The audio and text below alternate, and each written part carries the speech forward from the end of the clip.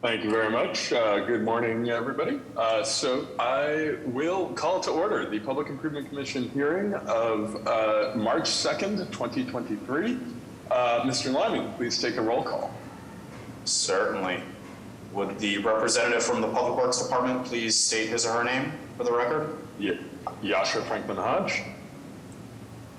Property Management Department? Joseph Callahan. Inspectional Services Department? Brian Ronan. Water and Sewer Commission? Denise Devlin. Disabilities Commission? Sarah Leo. And we don't have anyone from Transportation available today, but we do have a quorum. All right. Thank you very much. First item on our agenda, hearing minutes. At the request of the Public Improvement Commission staff, the acceptance of the minutes of the PIC hearing held on February 16th, 2023. Do I hear a motion to approve the minutes? I make a motion to approve the minutes of the PIC hearing held on February 16th, 2023. Second. All in favor? Aye. Aye. Aye. Any opposed or abstain? So moved. All right, on to our first item with our utility pole hearings. Utility pole 1 on a petition by Eversource Energy for utility pole installation within Lambert Avenue, Public Way, Roxbury, to relocate 3 existing private utility poles to be located generally between Lambert Street and Bartlett Street. Would the proponents please introduce themselves and walk us through what you're proposing here? Hi, good morning. This is Katie Flaherty from Eversource Electric. I'm going to share my screen to show you the plan, but we are proposing to relocate the 3 poles that you mentioned because the street is going to be widened.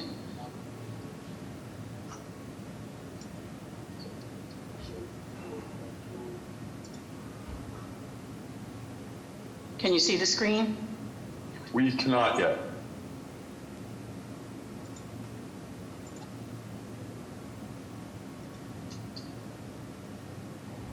There we go. Okay. So the first pole is right here, pole 735/2. That's where it is. That's where it would be moved to. Second pole is right here, 735/3. Third pole, 735/4. And again, it's because this street is going to be widened.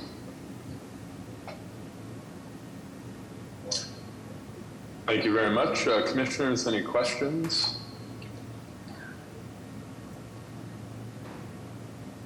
Yeah, I see staff, members of the public. Katie, would you just confirm that none of these poles will be in conflict with any new streetlights or street trees? I don't believe that they will be. Thank you. Yes. All right, hearing no other comments or questions, do I hear a motion to approve utility pole hearing number 1? Make a motion to approve a petition by Eversource Energy for utility pole installation within Lambert Ave, as more specifically read into the record by the chair. Second. Second. All in favor? Aye. Aye. Aye. Any opposed or abstain? So moved.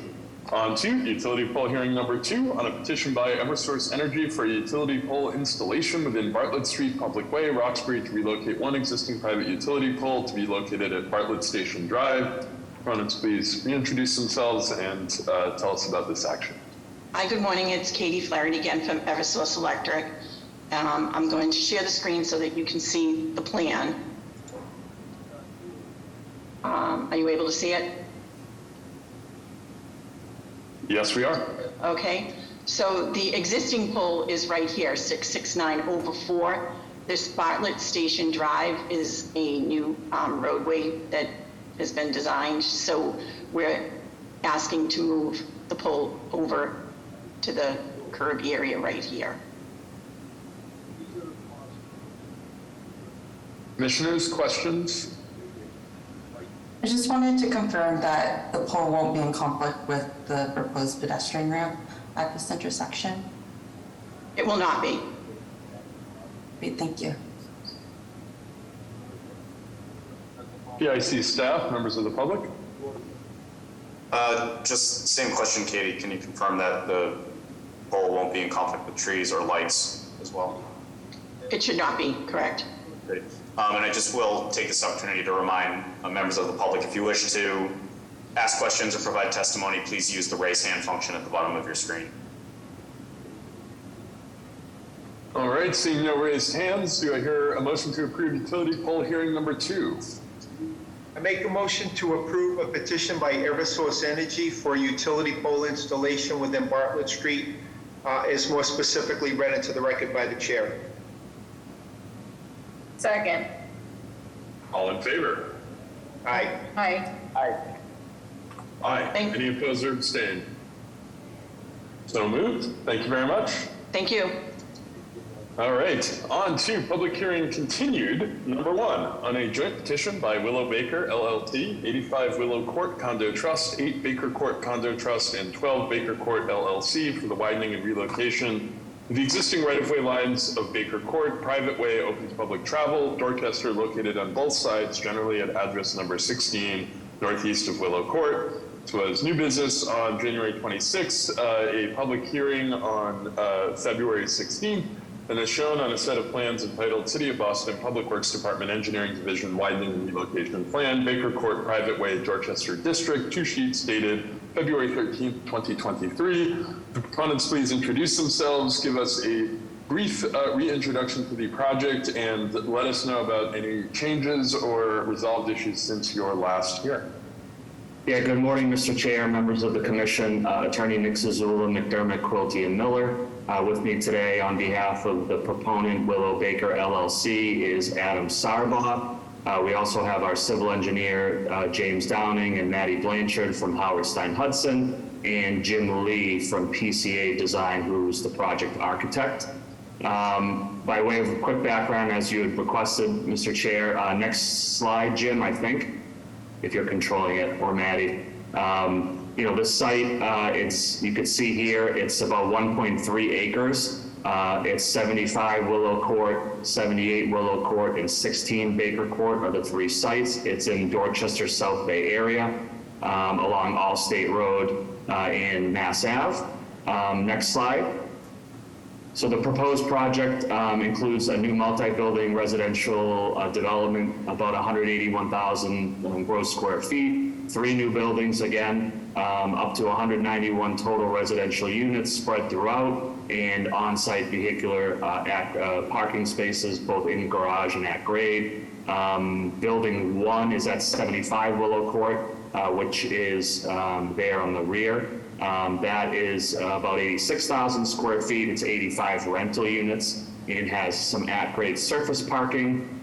Building 2 is the one on the right, 78 Willow Court. That is of a similar size, about 85,000 square feet, but it actually is 98 condo units, and that has on-site vehicular parking in a basement garage. There also will be new ground floor open space that's accessible to the public along Enterprise Street. And then the smaller building on the left is 16 Baker Court. That is a much smaller building. It's only about 7,500 square feet, and it's 6 rental units with no on-site parking. As you can see here, here's an existing image of the site at 75 Willow Court. Next slide, just going through these quickly, you can see the proposed 75 Willow Court. That's the rental building. Next slide. Existing site, again, vacant on the corner of 78 Willow Court. And next slide, you can see the proposed, robust open space programming, upgrades to the public realm, pedestrian access improvements. The whole site has been master planned together as one under one, Article 80 application with the BPDA. Next slide, I think, is over to you, Jim, or is there one more? Yeah, so, the whole proposal, Mr. Chair, has been carefully designed, as a transit-oriented, pedestrian-focused development. It's really going to enhance future connectivity and walkability for the neighborhood. And I'll just note, as you can see here, Willow Court is a public way, but Baker Court and Fields Court are private ways, although they are open to public travel. I will stop here and let Jim go through some of the details again and maybe give some updates as to anything from the last hearing. Jim, does that sound good? Sure does. Thanks, Nick. Good morning, everyone. Good morning, everyone. James Downing, Howard St. Hudson, project engineers, here to present the widening and relocation plan for Baker Court. As a result of the improvements along Baker Court in front of 75 Willow, the applicant is seeking to widen Willow Court from the intersection looking to widen the south side of Baker Court from the intersection of Willow Court that would extend for approximately 169 feet from Willow Court with a variable width for a total square footage of 2,753 square feet. Next slide, please, Maddie. Since we were last here, a request was made by the city for a widening and relocation on the north side of Baker Court. That would result in all of the owners on the north side of Baker Court to be co-petitioners for this. The applicant did reach out to all of them. The owners at 85 Willow and 8 Baker Court have agreed to the widening and relocation and the street improvements along Baker Court. The owner at 12 Baker Court agreed to the improvements, but not to the widening of Baker Court on the north side. Therefore, we did create this plan just to show what the current widening relocation plan would look like, extending from Willow Court. It would extend in front of 85 Willow and 8 Baker Court with a variable width for a total area of 758 square feet. And then in front of the proponent's property is 16 Baker Court, which is at the end of Baker Court.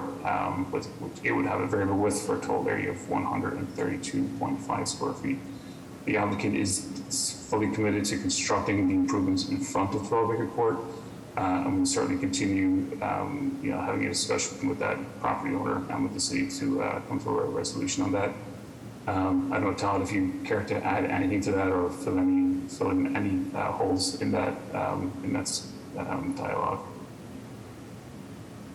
Just kind of as a matter of background very quickly, we've had a lot of discussion both internally, interdepartmental, BPDA, disabilities, BTD, PIC staff, as well as with the project proponent. I believe the project proponent has gone to great lengths to reach out to these neighbors and has secured signatures from 2 out of the 3 neighbors. I think there's a challenge with placing physical improvements within the private way layout that precludes pedestrian passability within that layout and forcing pedestrians onto private property, essentially. It's a little bit of a tough situation, but I think the plans that we see here are probably the result of all of those conversations and is the most desirable of all the options.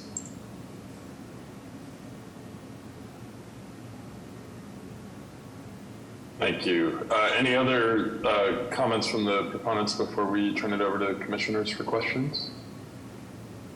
Nope. All right. Commissioners.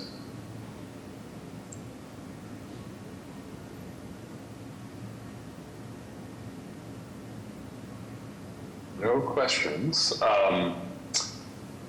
All right, PIC staff, anything to ask or additional comments? I will mention one thing. This action has 4 advertised petitioners, James and Nick's client, plus the 3 neighbors across the street. That one neighbor, number 12, obviously is listed here, but we were unable to secure a signature. So I think for posterity's sake, we're going to have to make sure that that final petitioner is removed from all official PIC documents. So the order will not list that petitioner since we didn't secure a signature. But that's just a matter of record keeping. All right, any comments from members of the public? Okay, seeing none, do I hear a motion to approve public hearing continued number 1? I make a motion to approve a joint petition by Willow Baker LLC, 85 Willow Court Condo Trust, 8 Baker Court Condo Trust, and 12 Baker Court LLC for the widening and relocation of the right-of-way lines on Baker Court, as more specifically read into the record by the chair, and subject to the possible administrative redaction of one of the petitioners, 12 Baker Court LLC. Second. All in favor? Aye. Aye. Aye. Any opposed or abstained?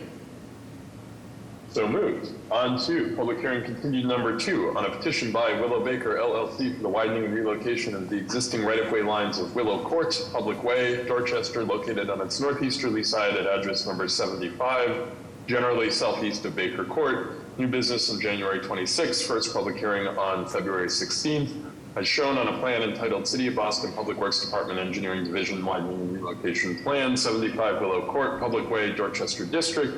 One sheet dated February 13th, 2023. Would the petitioners please reintroduce themselves and give us an update on this specific action, as well as any changes since your last hearing?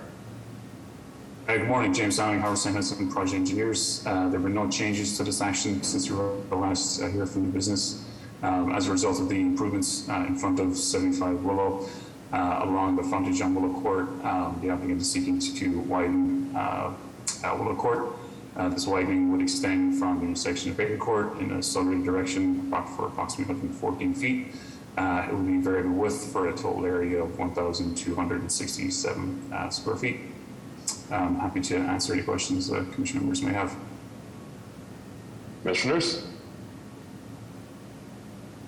PIC staff or members of the public? I think we're all set on this one. All right, do I hear a motion to approve public hearing continued number 2?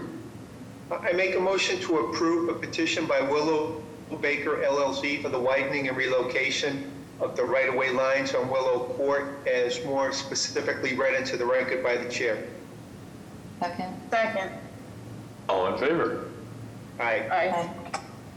Aye. Any opposed or abstained? So moved. On to public hearing continued number 3 on a petition by Willow Baker LLC for the making of specific repairs within the following roadways in Dorchester, consisting of curb realignment, roadway and sidewalk reconstruction, as well as new and relocated pedestrian ramps, specialty pavement, street lighting infrastructure, storm drain infrastructure, street trees, planters, landscaping, irrigation infrastructure, street furniture, bike racks, bollards, driveway curb cuts, and tabled intersections. Willow Court, generally at address number 75 between Allstate Road and Enterprise Street. Baker Court, private way, generally at address number 16 northeast of Willow Court. This was new business on January 26th, first public hearing February 16th. As shown on a set of plans entitled City of Boston Public Works Department Engineering Division Specific Repair Plan, Willow Court, 75 Willow Court, and 16 Baker Court, Dorchester, 3 sheets dated February 13th, 2023. The proponents please reintroduce themselves and give us a brief update on any changes or resolved issues since your last hearing on this. Good morning, James Downing, Howard St. Hudson, Project Engineers. Since you were last here, we did make some minor edits to the specific repair plan. This plan has been required as the board is planning on doing some improvements within the public way. The only one comment we received that we've kind of changed since the business was the sidewalk right at the intersection of Baker Court and Willow Court. We received this comment from disabilities and we just reconfigured the sidewalk at that intersection. That said, some of the improvements that will be located within the public right of way include sidewalk reconstruction, curb realignment, pedestrian ramp installation, also 2 new street trees along Willow Court, and some other ground cover plantings. There will also be a tabling of Baker Court and the Willow Court and Baker Court intersection to allow for emergency vehicle apparatus to enter Baker Court. And there will also be 3 new street trees with some ground cover plantings provided on the north side of Baker Court. With that, happy to answer any questions that commission members may have. James, just to clarify, the issue of that we discussed in the widening and relocation with, I believe it's 12 Baker Court not signing on to that, has that affected the specific repair plans in this location? Right, so the original plan was to install 3 new street trees in front of 12 Baker Court, although it is a private way, so technically it doesn't affect the specific repair plan for 75 Willow. So we had removed those for this morning's presentation, but they were to be positioned in front of 12 Baker Court. Got it. And it's my understanding from your previous presentation that there is some continued ongoing discussion related to 12 Baker Court and some perhaps outstanding hope that they will agree to further engage around this issue of the widening and relocation. Is that fair? That is correct. The applicant is actively seeking to try and get that resolved and if possible install those 3 street trees. Okay, so just to confirm then that if that is resolved, that the street trees will come back in your plans? Correct. All right, excellent. Commissioners, any questions, comments? PIC staff, members of the public? I think we're all set with this. All right, do I hear a motion to approve public hearing continued number 3? Make a motion to approve a petition by Willow Baker LLC for the making of specific repairs at Willow Court and Baker Court, as more specifically read into the record by the chair. Second. Okay. All in favor? Aye. Aye. Aye. Aye. Any opposed or abstain? So moved. On to public hearing continued number 4 on a petition by Willow Baker LLC for the widening and relocation of the existing right-of-way lines of Willow Court Public Way, Dorchester, located on its southwesterly side at address number 78, generally northwest of Enterprise Street. New business January 26th and public hearing on February 16th, as shown on a plan entitled City of Boston Public Works Department Engineering Division Widening and Relocation Plan, 78 Willow Court Public Way, Dorchester District, 1 sheet dated February 13th, 2023. Petitioners, please reintroduce themselves and give us an update on anything that has changed with this proposal since your last hearing. Good morning, James Downing, Howard St. Edson, project engineers. There have been no changes to this plan since it was presented at new business. As a result of the improvements in front of 78 Willow Court, applicant is seeking to widen Willow Court from the intersection of Enterprise Street in a northern direction for approximately 190 linear feet. It will have variable width for a total area of 1,536 square feet. Thank you very much. Commissioners? PIC staff, members of the public? All set on this. All right, do I hear a motion to approve public hearing continued number 4? Make a motion to approve a petition by Willow Baker LLC for the widening and relocation of the right-of-way lines on Willow Court, as more specifically read into the record by the chair. Second. All in favor? Aye. Aye. Aye. Any opposed or abstain?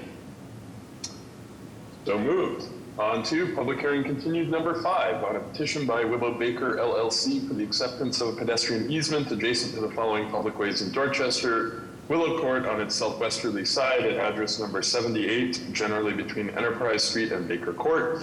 Enterprise Street on its northwesterly side between Willow Court and Graham Court. New business on January 26th, first public hearing on February 16th, as shown on a plan entitled City of Boston Public Works Department Engineering Division Pedestrian Easement Plan, Willow Court and Enterprise Street, 78 Willow Court, Dorchester District, 1 sheet dated February 13th, 2023. Petitioners, please reintroduce themselves and give us an update on anything that may have changed since your last hearing. Good morning, James Downing, Howard St. Edson, project engineers. There have been no changes to this pedestrian easement plan since we were previously in front of the commission for new business. As a result of the widening relocation plan in front of 78 Willow and the construction of a new sidewalk, a pedestrian easement will be required. Therefore, the applicant is seeking to grant that to the city. It would extend from the intersection of Enterprise Street in a northerly direction for approximately 230 linear feet with variable width, and also extend from the intersection of Willow along Enterprise Street for approximately 107 feet with a 10-foot width for a total square footage of 2,619 square feet. Happy to answer any questions that commission members may have. Commissioners?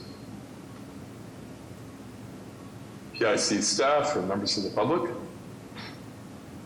All set. All right, do I hear a motion to approve public hearing number 5? Public hearing continued number 5, excuse me. I make a motion to approve a petition by Willow Baker LLC for the acceptance of a pedestrian easement adjacent to Willow Court and Enterprise Street, as more specifically read into the record by the chair. Second. All in favor? Aye. Aye. Aye. Any opposed or abstain? So moved.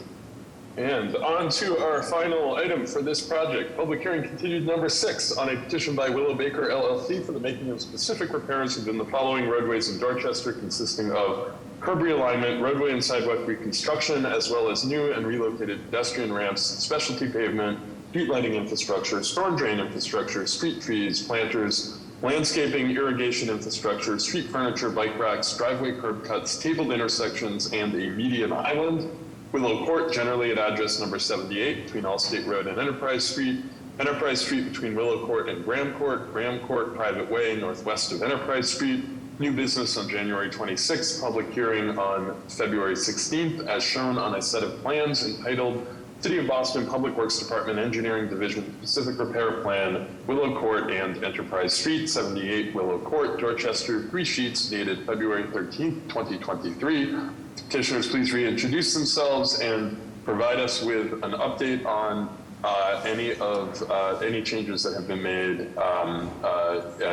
since your previous hearing. Good morning, James Dowling, Howard St. Hudson, the project engineers. There have been no changes to this specific repair plan since we were previously here at the business. Just to quickly recap, the proposed plan will include 11 new street trees along Willow Court and Enterprise Court, new cement concrete sidewalks, curb realignment, pedestrian ramp installation, also detabling at Fields Court and Willow Court to allow for emergency vehicle apparatus to enter and exit. And finally, the installation of a new median at the intersection of Enterprise and Willow to allow for pedestrians to safely cross Enterprise Street. With that, happy to answer any questions that commission members may have. Thank you. One question, the streetlights being installed along Graham Court appear to be in your private property along this private way. Who will have maintenance responsibility for those streetlights? Those streetlights will be maintained by the proponent. Excellent. All right. Commissioners, other questions? Chief, we have a maintenance agreement on this one? We will. Yes. Is it executed in the works? Because there is both private street parts and public street parts. Yes, they've been in close coordination with Chung. I believe the documents are almost finalized. They just need to be executed. Thank you. Thank you, Nick. Commissioners, any other questions? KC staff, members of the public? No, I think we're all set with this. Thanks. All right. Do I hear a motion to approve public hearing continued number 6? Make a motion to approve a petition by Willow Baker LLC for the making of specific repairs on Willow Court, Enterprise Street, and Graham Court, as more specifically read into the record by the chair. Second. All in favor? Aye. Aye. Aye. Any opposed or abstain? So moved. All right. Thank you, gentlemen, very much. Thank you, Mr. Commissioner. Mr. Chair, if I may, just want to specifically thank Mr. Liming and PIC staff for their help with this one. It's been a lot of work, and we appreciate their extra time and attention. So it doesn't go unnoticed. Thank you. Thank you for acknowledging that, Nick, and appreciate the cooperative working relationship around this project. So, Thank you. all right. On to public hearing, continued number 7, on a petition by Vicinity Energy Boston for a grant of location to install a steam distribution main and associated infrastructure within the following public ways in Boston proper and Roxbury: Brookline Avenue, generally at Lansdowne Street between Brookline Avenue and Ipswich Street between Lansdowne Street and Boylston Street / Hemingway Street, Boylston Street between Massachusetts Avenue and Ipswich Street / Hemingway Street.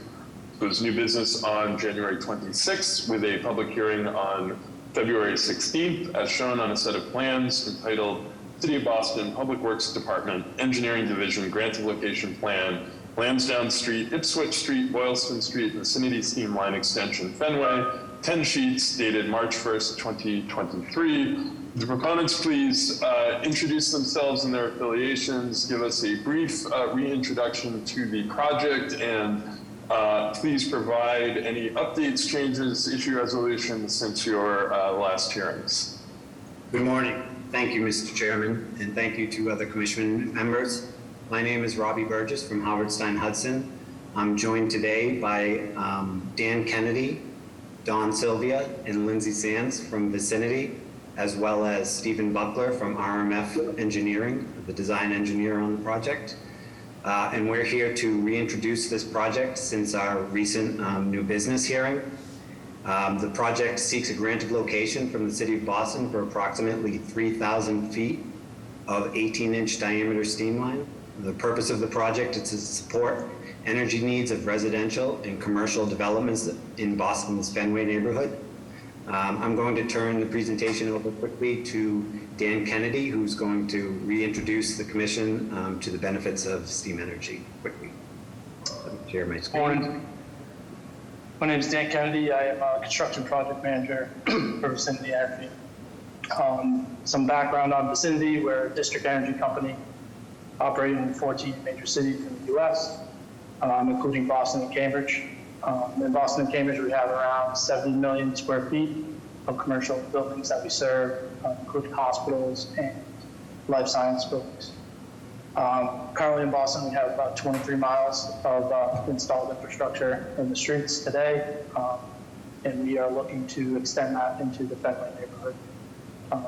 A little more background: Vicinity has made investments in reducing carbon emissions, over time, trying to get cleaner fossil fuels.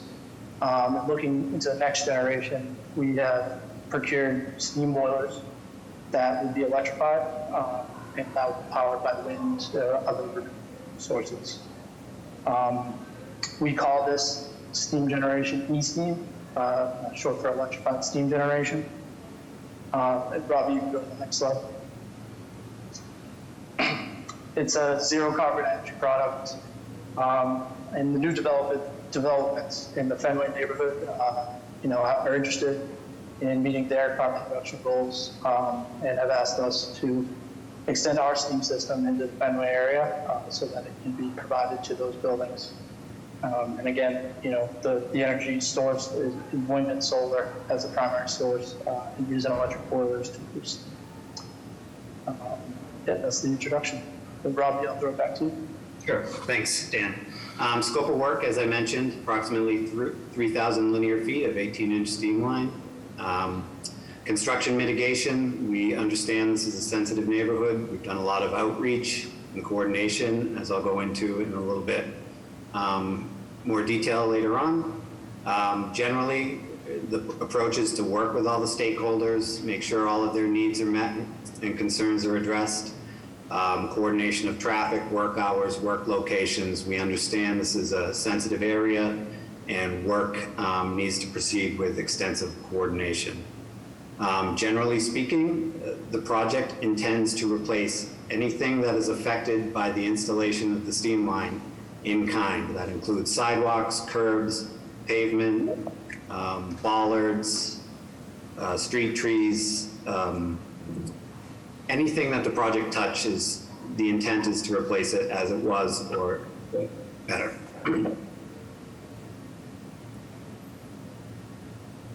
Generally speaking, the layout of the steam line as shown travels from Brookline Ave on the left side of this image down Lansdowne Street, adjacent to Fenway Park, along Ipswich Street, connecting to Boylston Street, and finally terminating in a manhole at Massachusetts Avenue, so effectively connecting Massachusetts Avenue to Brookline Avenue via Ipswich and Lansdowne Streets. Updates from new business, additional coordination with Public Works regarding repaving of city streets. The project has committed to repave curb to curb along the length of the project, a surface course to ensure that the wearing surface is in perfect condition when the project is completed. Additional coordination with Boston Water and Sewer to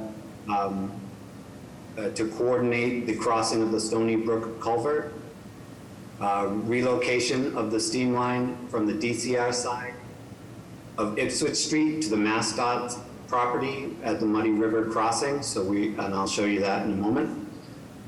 We've relocated approximately 85 feet of steam line in Lansdowne Street by approximately 10 feet to avoid some foundational elements for the Green Monster seating.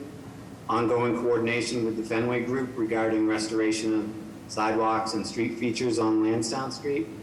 Additional coordination with Boston Parks. We had a tree hearing for 2 trees that we needed to remove, and as well as species selection for the replaced trees. So some additive features resulting from the ongoing coordination, and we appreciate all the agencies' assistance in this.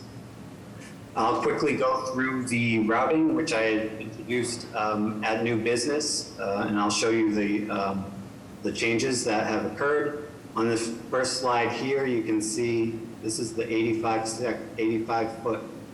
Oops, I'm on this. This is the 85-foot section of steam line that was moved. Whoops, sorry. That was moved to avoid those Green Monster foundational elements. So starting at Brookline Ave here, continuing down Lansdowne Street.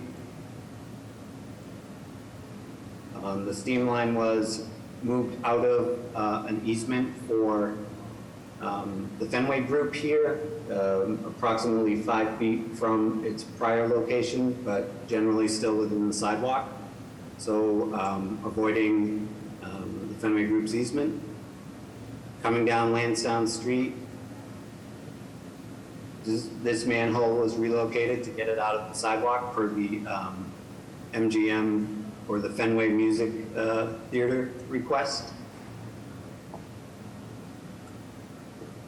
Coming along Ipswich Street, and the prior submission, or I should say the location of the steam line crossing is now on MassDOT property. Prior iterations showed it on DCR property, and due to permitting challenges to place it on the DCR property, we coordinated with MassDOT Realty and Boston Water and Sewer and found an existing easement that is going to be utilized for the crossing. So we won't be touching City of Boston property. I should say we won't be touching the Ipswich Street Bridge that the city owns, or the utility bridge next to that. And I'll show you a photograph that shows its location as proposed now. Okay. Continuing on down Ipswich Street, we are underneath on-street parking here, so there's no disruption to stakeholders. We are in the process of obtaining an MBTA easement or a license agreement to do the work, so as well as all the MassDOT permit. Finally, coming down Ipswich Street to the corner of Boylston and Ipswich, you can see this inset here as a request from the Disabilities Commission. We have the project has agreed to reconstruct all of the wheelchair ramps at the intersection of Ipswich Street and Boylston Street to ADA requirements, AAB requirements, or seek a variance if that's not possible.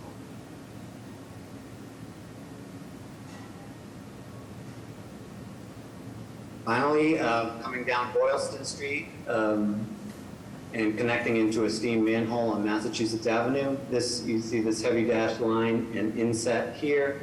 This intersection is proposed to be reconstructed as part of the Parcel 12 air rights project.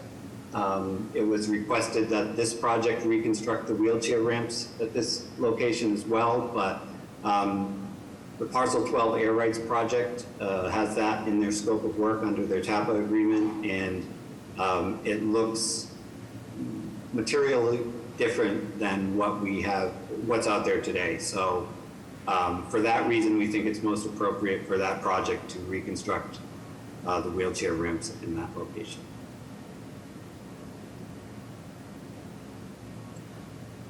Construction schedule has changed a bit. The proposal now is to start in Ipswich Street and Boylston Street this March or this spring and continue until November of 2023. We are proposing to construct the Lansdowne Street portion of the project from November 2023 after the Red Sox season until April 2024, prior to the start of the following Red Sox season, to avoid impacts associated with Fenway Park. That concludes the presentation. At this time, I'm happy to answer any questions from commission members or public. You mentioned the scheduling and coordination with the Red Sox season. Are you also coordinating with the music hall at the corner of, I believe it's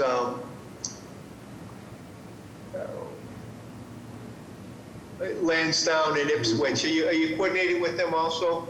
Yes, we have been coordinating with the Fenway Group and the MGM, the Fenway Theater Group. We've met with their operations folks. We understand, we've learned how their music events work, where their lines queue for people waiting to get into it, their loading needs. So when we're working in that part of Lansdowne Street, the project's committed to a high level of coordination, understanding their schedule, their needs, and making sure that we're not significantly impacting their operations in a negative way. Thank you. Oh, good morning. Sorry. Okay, hi, Para. No, go ahead, Denise. Okay, thank you. Yeah, thank you for mentioning that you were coordinating with us about the Stony Brook conduit detail crossing. BWSC is okay with approval of this project contingent upon final approval of the detail with the Stony Brook crossing. As you know, we still have some outstanding comments on that. Thank you. Understood, thank you. We will resolve those. Robbie, my comments are for you and both to Don Sylvia. Robbie, have you finalized the construction management plan with BTD? I know Amy wasn't. But what's the punchline, Robbie? Have you finished the CMP with BTD or no? Yes, maybe? We have submitted it to BTD and they have it, and we're happy to, entertain it. Yeah, Robbie, you know the drill, right? Because this is going to do some vibration, noise, little rodents running around. Make sure that the city's mayor's office of neighborhood services people are tied into your public outreach process. So this way, when the neighborhood or a person from the neighborhood calls 311, we will have a point of contact. Plus, Mr. Sylvia, you will let us know your construction manager's point of contact, so that if there are any neighborhood issues or construction issues, PIC staff and or the city people can get hold of your point person. Yes? Yes. Yes. Awesome. As always. Thank you. Commissioners, other questions? Thank you so much for the project update. I think I may have mentioned it during the initial PIC hearing for new business, but just a gentle reminder about accessible parking spaces with the construction management plan and ensuring that if relocation of any of the spaces along this route is needed, that our office be contacted for coordination. Thank you. Understood. Yes, thank you. We have incorporated that into the construction management. Commissioners, other questions, comments? So if my fellow commissioners will indulge me for a few minutes, I'd like to pick up the line of discussion that I started at your initial new business hearing related to the design of your system and its implications in the context of our climate crisis. I think you at the new business hearing, and again briefly today, touched on some of Vicinity's plans as it relates to decarbonization, and I appreciate the follow-up conversations and information that has been shared with me and in the interim period to help better understand your approach to decarbonization and your long-term strategy for evolving what is today a fossil fuel-fired heating product into something that is more compatible with a stable climate. I wanted to explore a couple of those things in a bit more detail today. I view the PIC having some very specific charges, but also having a more general obligation to steward public rights of way to ensure that they are being used to support the public good. And this is an area where I think the nature of Vicinity services not being those of a traditional regulated utility, there is not a presumptive right to use the public right of way for your services. That's something that the city, through this process, chooses to grant.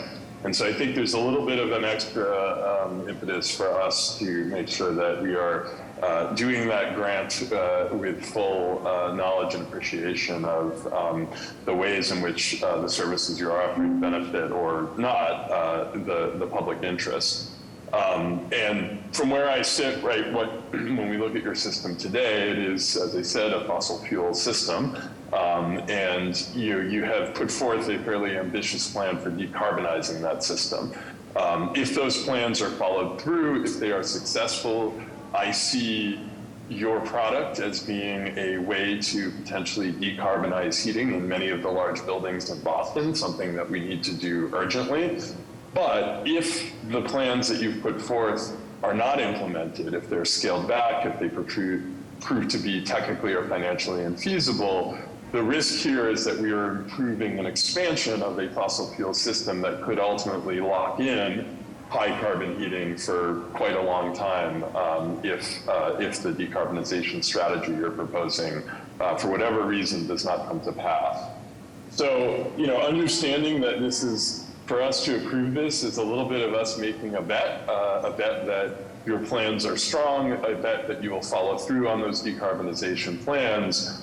My hope today is that I can ask you some questions to put on the record for the PIC some of the things that you have shared with us about your commitments and your intentions. The goal is to allow this hearing and this information to serve as a reference point in the future. And perhaps maybe even as a source of some accountability. I suspect that Vicinity will have business before the PIC in the future, and we may want to refer back to this hearing at that time in order to check in on the progress towards your goals to the extent that you're looking to further expand the system. So with that in mind, I'd like to just quickly go through a few questions to put on the record some of the things that have been relayed outside the context of the hearing. And the first is really just something that was touched on earlier about the clients who will be purchasing, or the product that will be purchased on this expansion line. Is it correct to say that the initial customers for this expansion in Fenway will all be purchasing the eSteam product? I think I'll probably take that one. I will say that the initial customer that we have contracted is in fact, the developer has purchased the eStream product, right? So that is our inaugural offering with the intention to be delivering that product by the end of 2024. So that's in fact true. Okay. And is the product that you would be delivering 100% eSteam? Does that start on the day that service is commissioned, or does your contract give you the flexibility to phase in delivery of the zero carbon product over time? That's, that's something I don't think I can answer. I would have to go back and refer to the contract, but I believe my understanding is that we have a commitment to deliver a portion of their total load via eSteam upon day one. Hey, hi, Don, this is Lindsay. I can confirm that. Okay, and can you give me a little bit more detail when you say a portion? Is this is there a percentage that would be eSteam that you've been contracted to deliver? It's volumetric, so we commit to being able to do. They give us an estimate of what their requirement is, and then we commit to be able to deliver that requirement. But is the commitment that you will be delivering that full requirement of steam product with the eSteam, as in you will have capacity they will be paying for, and you will have installed boiler capacity that meets the criteria that you've set out for what eSteam is as a zero carbon product? Is that all of what they are purchasing, or is that some fractional percentage of what they are purchasing? I guess the best way to put this would be that, I'm not prepared today to talk to the specifics of the contract, only because I don't have it with me. We came to discuss the construction aspects of the project, but certainly would look forward to and be willing to follow up with you to go through details regarding the eSteam delivery. Okay. Can you tell me, and this may be another thing you're not prepared to discuss today, but can you tell me whether or not you anticipate future growth of the system in the Fenway beyond, or elsewhere in the city beyond what is being proposed today? My understanding is that this extension is intended to serve a single specific customer. Can you speak at all to intended future growth? Will this Fenway extension be further extended? Is the intent to market this product to other customers adjacent to the line that's being installed, or to extend the line further into other areas where there may be additional customers? The best way to put that, I think, we absolutely, I think that our intention is to expand wherever it makes sense within the city. We feel that, that what Vicinity offers and brings to the table as an alternate energy source will both aid the city in decarbonization goals and will aid the customers that are along our system in their decarbonization goals. So I guess the quick answer to your question is any business, our intent is to expand and to serve customers. So. Okay, but in that expansion, it is potentially your low carbon product, but it is also potentially the product that you currently sell, which is a fossil fuel fired product, correct? Obviously, we won't be able to dictate what the customers will take. So to answer your question, yes, we'll offer what we currently sell now, which is a co-generated waste steam product, right? Which is a lower carbon alternative to other options that the customers may have. But our goal is to reach some fairly aggressive decarbonization goals. And Lindsay, I don't know if you want to. Yeah, I was just going to kind of emphasize what you just said, right? I mean, obviously, we are in a transition period. Some customers will sign up for 100% eSteam. As Don said, it's business. We can't dictate a lot of that. But, as of today, my understanding, and Don can correct me, I'm not ops, our product today is lower emissions than natural gas. I think, as we've mentioned in past meetings, we also have contracted for biofuel, which again, more sustainable, more green. And then the goal is 100% eSteam, which I understand under BERDO is, exactly what you all are looking for. This pipe is a major part of our grand master plan for decarbonization. I don't know if that clarifies or helps, but it is part of the overall picture to get to e-steam delivery of customers in the city of Boston and Cambridge. Can you elaborate on that? Because it's unclear to me. This pipe does not, this pipe is an expansion of your network footprint, but is this, how is this pipe itself part of that decarbonization strategy? Other than the fact that you have a customer with an unspecified percentage of product that we can It's not purchase. unspecified, it is specified in the contract, we just don't have that in front of us. I do know one building is 100%. I don't also know what technically is confidential and what is not, right? This is a new market. We're talking about construction and the ability to permit our right to start digging in the road, right? As Don mentioned, we can discuss contract details. I don't know if this is the forum for that. The point being is the demand is rising for decarbonization because of requirements in the city and other companies, ESGs and so forth, right? The demand is there. The demand is there specifically in the Fenway area, and that is why we are building this pipe to meet that demand. So does the pipe itself, is that a decarbonized product? No, we have to do that at the generation. That's the nature of how our district works, right? But if the demand for the e-steam wasn't there, we wouldn't be sitting here today, right? So it's all interconnected.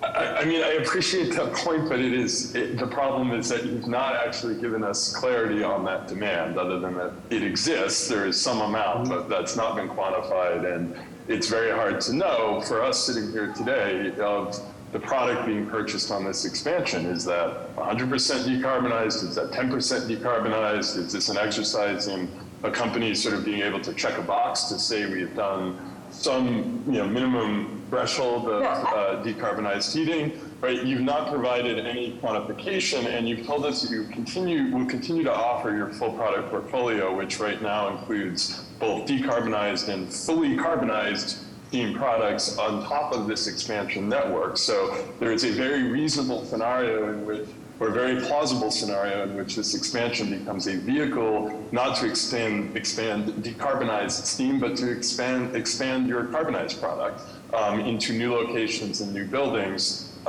potentially far into the future. So this is my concern here is I'm not hearing a lot of specifics. I'm hearing a lot of good intent and not a lot of specifics that lend me confidence that what we would be approving here today will in fact be in its future state delivering something that is aligned with the necessary climate change goals that we have to achieve. So I can let Don speak to that again. We have several materials out there. Again, not sure beyond what's publicly available. It's for this forum, but our plan, our mission, what we've represented to stakeholders, investors, communities, we are decarbonizing and we have this plan to electrify. That process has started. E-boilers have been acquired. Other steps have been taken. I'm not ops. I can't speak to what that is, but this plan is in motion. If you need to know specifics of, how much e-steam we'll be able to deliver based on the capacity of what we're building, maybe that's something we can speak to. It's a growing business. So yes, we have one executed customer. I can tell you there are negotiations going on the side. Again, I can't speak to those here in this forum, but we are out there negotiating, selling e-steam for Boston customers. And again, what I would say, we are offering to come to City Hall and sit with you and go through the specifics in a prepared environment to make sure that we've got the right people in the room that can answer fully all of your questions in any amount of detail that you feel you want to have it or need to have answered. I know that we have been in conversations with other agencies within the city as well, which I'm sure you're aware of. And I apologize for it. That was the intent of the hearing, was to be prepared to discuss policy and specifics of the product, but we didn't come prepared to do that. To be honest with you, that's a bit disappointing because I've had several conversations with representatives, and I think I conveyed pretty clearly that there were going to be questions at this hearing related to your intent and clarifying this in a sort of in this formal context. And so it's disappointing that you did not come prepared to do that. I have additional questions to ask that are intended to try to provide for the commission and for the public a bit more specificity about your intent and your goals, but it sounds like you're not prepared to do that today. And so I would suggest perhaps we continue this matter at the PIC until we can come to until we can have you present with the people necessary to give us the confidence that what we are approving here is actually serving the public interest. Right now, without... Sorry, go ahead. Go ahead. Without having you have the ability to tell us some of the detail about what is going to be done with the thing you are asking for our permission to put in a public street, I do not think it is we are doing our jobs as stewards of that public asset to simply move ahead and with this approval, absent your ability to clarify some of these crucial points. I guess, can I just ask what would make you comfortable? Again, it's a work in progress, right? So we've told you we have one contracted customer. We've told you what's being done to get the appropriate equipment, to get the net zero generation on our side of the district. I guess I'm not quite clear on what else we can tell you that, what is required. What I'm looking for is some clarity first on this specific expansion and what we can expect we would like to know more about the business relationships that are motivating this expansion. And you came to us presenting this as a expansion of your eSteam product, but I'm not hearing actual clarity that is in fact what's happening here. So that's first. Second, I think we need a bit more detail about your plans and your targets for achieving low carbon, zero carbon steam product in your system with timelines attached to that. You've shared materials with us that have very aspirational lists of electric boilers, of water source heat pumps, but these things are not contextualized in the larger context of your overall operation.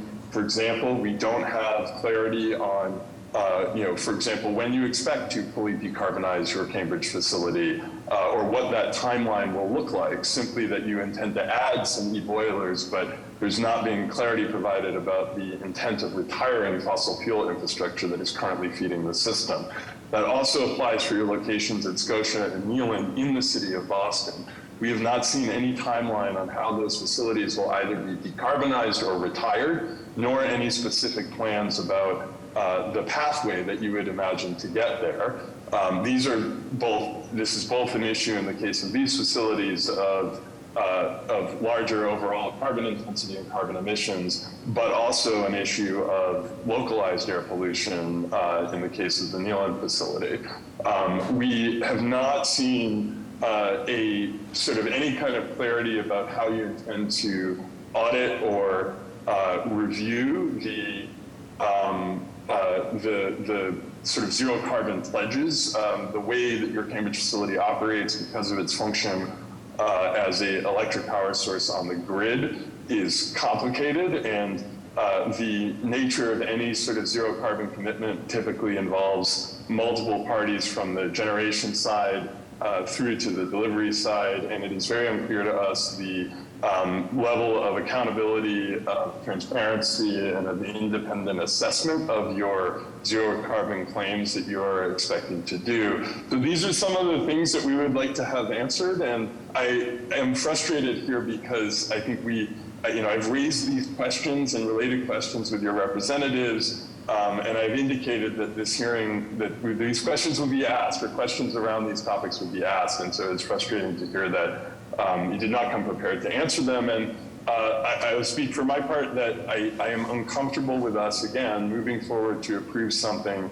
without having a bit more certainty and without having you, frankly, on the record in this public forum about your specific intents and plans, not just the sort of general idea that decarbonization is good and it's something you want to invest in, but actual targets so that when you are back here in 3 years or 5 years asking for additional expansion or additional consideration from this commission, we have the ability to go back to the record and say, this is what you told us you were going to do and the timeline you said you were going to do it, and ensure that you are actually on track to meet those goals. So I'm looking to create a little bit of a chain of accountability here. As I mentioned at the outset, Vicinity is not a regulated utility in the way that, say, our power utilities are regulated, where there's an independent where there's a state level oversight body that is monitoring decarbonization plans. We're it at some level here for you guys, and so I think we have a responsibility to use that power to make sure that we are that this is in fact on track for where we need it to be now and at various points in the future.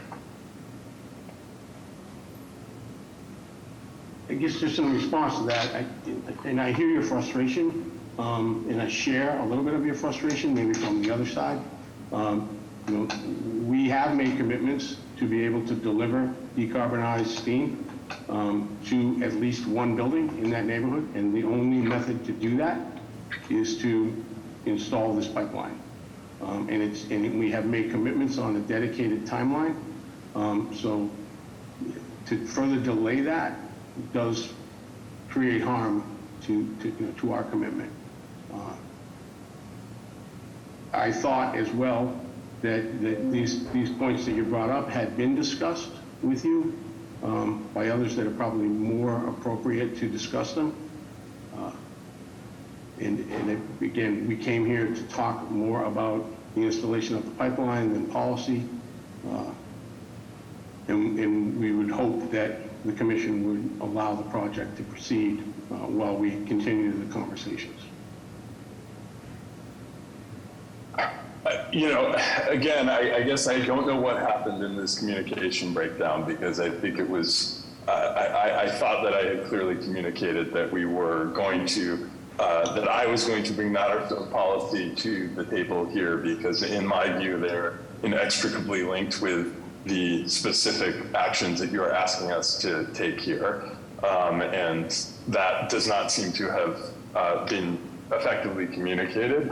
I would ask that you continue this for 2 weeks, and I'm happy to have you come back in 2 weeks to continue this conversation with the appropriate people in the room. I'm certainly open to meeting independent of that subsequently, but the intent here is to put you on the record in this context around the commitments that you are offering us, so that we have, as the PIC, the ability to have some future accountability for the how you're using the public streets and the impacts that it has on our community. So that is the intent here, and I would ask that we, understanding that it is a delay, that you add 2 weeks in order to allow us to perform that duty that we have.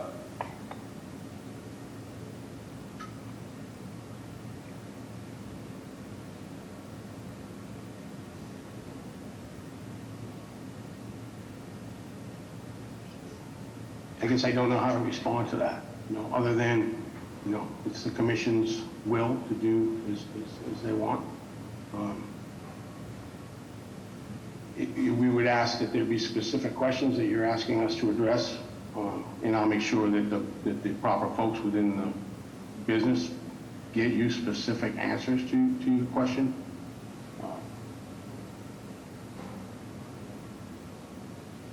But I do have to express, some disappointment. We thought we were prepared to answer your questions and your concerns. And having heard nothing other than the carbon aspect, I guess I would like to know if there are other concerns that we need to go back and further address. I will let PIC staff and any other commissioners who have additional concerns and questions raise those now, so that you have those, so that you have full awareness of that. So with that, perhaps Todd or other commissioners, do you have there additional things you want to address related to this project, so that we can hopefully wrap this up in 2 weeks? I'm all set on my end, other than the comments you've already given, Mr. Chair. I don't know if any other commissioners have anything to say.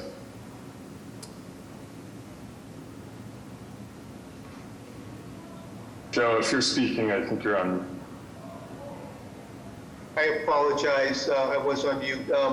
I may have missed it, but in one of the earlier slides, there was a reference to wind power. I'd like to know a little bit more about the source of the wind power and the reliability. So I think again, this gets back into more generalities. Obviously, the electric grid as it stands today is not fully green, but as it does, I think everyone's aware of the wind projects the offshore wind projects that will be coming onshore. We plan to take advantage of the greening of the grid. I think as everyone who's planning to electrify, electric heat pumps are no greener with dirty power than they are today. So our intent is to use renewable sources, right? So whether it is wind, solar, or whatever new developments may come down the road going forward, that's our intention, is to use green alternatives to generate steam, use the steam as the steam district as a transmission device to serve the buildings. Currently is really the only, or as we bring on this eStream product, will be the only avenue that can do that. So as an alternate to gas,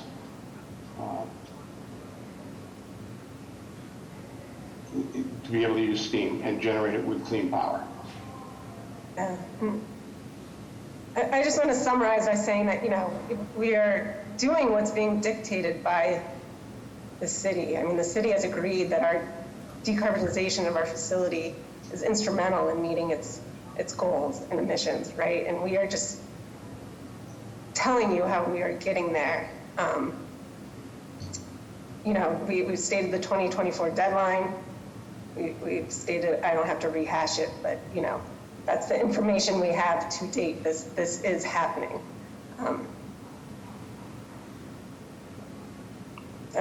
That's all. Yeah, no, I appreciate that. And it was not on my list of questions, but I will add Joe's question to one of the things I think would be helpful for you to provide us some specific clarity on, which is your power purchase agreement / renewable energy certificate roadmap. The wind projects that are intended to connect to the New England grid, in my understanding, are not intended to be online in 2024, which suggests that if you are going to be providing a renewable steam product in 2024, that you'll need to secure other sources of renewable power. They do exist on the grid, they are purchasable. So having some clarity on what those will be and how you envision phasing in and scaling up additional renewable sources as they come online. It's sort of, concerning that the idea that perhaps all of this is contingent on a single or a series of very specific projects being successfully implemented. Those are, there's obviously contingencies in the electric grid as well as, in your other sort of set of technical risks and sort of approaches to this transition. So I think understanding how you're mitigating that would be helpful. This gets to the point I made earlier, though, about independent auditing and certification, because this is a moving target from the grid perspective, and without some measure of ongoing accountability, review, and certification, we could find ourselves approving an eStream product that ultimately is not delivered with green power because of the vagaries of how new energy sources do or don't come online and on what timeline. And I hope I didn't mislead you. So, I mean, that is in fact true, right? So the eStream product that's going to be delivered will be working with the end user to make sure that those certifications are there, because as well, they need to be able to certify that, in fact, the electricity that's being used to generate the steam is a certifiable product. So I use the wind as one example, but you state, right now there are products that can be purchased, and we'll work with the customers to determine exactly which products we will use to generate the steam that's dedicated to them. And I also just want to note that, the mandate by the city is not zero carbon by 2024, right? As stated, some of our buildings will be zero carbon by then. But I just want to make sure that we are staying focused here on the scope of the PIC and the reason we are in front of PIC, right? And I'm not sure conditioning approval of our ability to begin to get to our decarbonization plan and meet our customers' demands is to be contingent on some of the requests you've asked for. So I just, well, we can certainly answer your questions and we will, but Yeah, I think as a matter of perspective, and mine is different from yours in that respect. So, I think our goal, again, is not to prevent this expansion. It is to make sure that the promises that you have made, which are essential for this expansion to be in the public interest, are clearly documented on the record so that we and the public can have some measure of accountability in years to come that you are in fact following through on those commitments and meeting those targets that you have privately communicated to us and presumably have communicated to your customers. That is the purpose of me asking you questions here and for posterity. It is not to prevent this expansion, but we need you to be willing to come and be ready to answer those questions and have this be on the record. And I, again, had thought that that was the expectation coming into this hearing, and it's disappointing that that was not how this played out. But again, I'm happy to give you the opportunity to do that at the earliest possible convenience, which is in 2 weeks. We'd be happy to see this project advance with that, with that in place.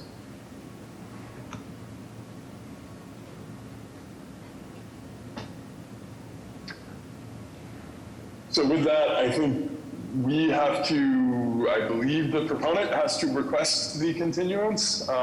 If that is something you would care to do.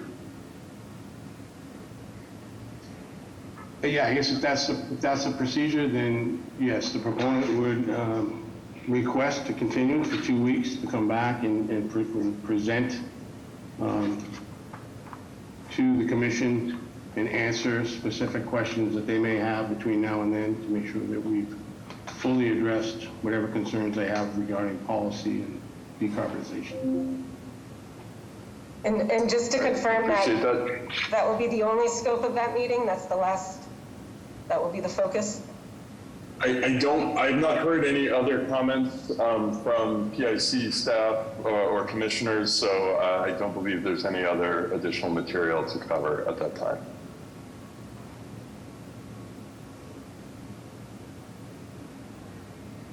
Do I hear a motion to continue? I make a motion to approve a 2-week continuance of the petition by Vicinity Energy Boston for granted location for steam distribution main and associated infrastructure at Brookline Avenue and Lansdowne, Ipswich, and Boylston Streets to the next PIC hearing on March 16th, 2023. Second. All in favor? Aye. Aye. Any opposed or abstain? So moved. We'll see you in 2 weeks. Thank you. Thank you so much for your time. We appreciate it. All right.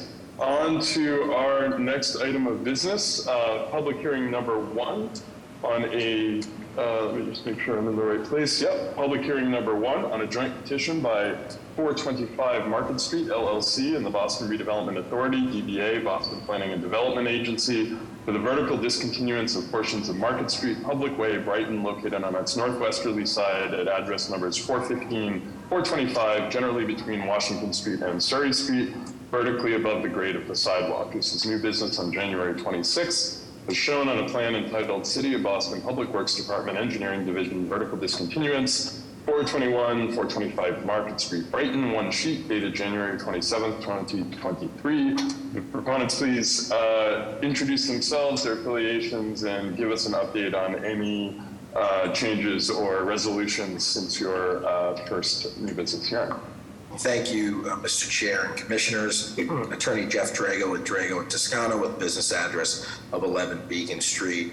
We are back from our new business hearing this morning, again requesting a vertical discontinuance in 2 locations along Market Street in Brighton. This request is being made in conjunction with a mixed-use development, which was approved and located at 421-425 Market Street in Brighton.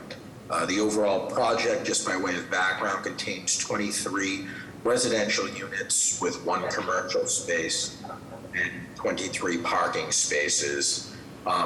The area, the proposed vertical discontinuances are for 2 bays, 1 in each side of the front of the building, beginning at the 2nd floor and extending up to the 4th story of the building along Market Street. The proposed project is asking for this particular discontinuance to construct a more modern building exterior that is properly insulated and detailed to meet today's energy codes, and to improve the overall appearance of the building, to prevent or halt any deterioration of the physical condition of the surrounding area with urban blight. And just because of where the existing property boundary lines are, it makes it impossible to construct the proposed bays without the requested discontinuance and taking.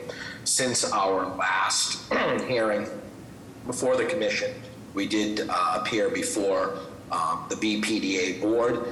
We did send in a co-petition that was approved by them for the taking and the discontinuance. I also have Scott Trenier, who's here from Chewing Company, if there are any specific questions from the board. Thank you. Would you be able to share the plans on screen Sure. just for the record? Yes. If not, in case the staff are able to do it. Staff's gonna pull them up. Mary, yeah, we can pull those up. This is the front of the building. Scott, I don't know if you want to go through your plans. I apologize. Yeah, sure thing, Jeff. So we've got 2 bays on the front building. So the grades changes slightly from left to right. We've got about 10'2" at the low point under the left side bay, and about 10'7" the high point under that bay. And then on the bay to the right, over the residential entrance, we've got about 11'8" levels out over there. The bays are approximately about 3 feet out off the building. Majority of that does go over the sidewalk. It's pretty much what I have, I guess, to present to you guys, unless there's any questions. If you want to go to the next slide, there are different site views of the building as well. It's on the side. Thank you, Jeff. Sorry.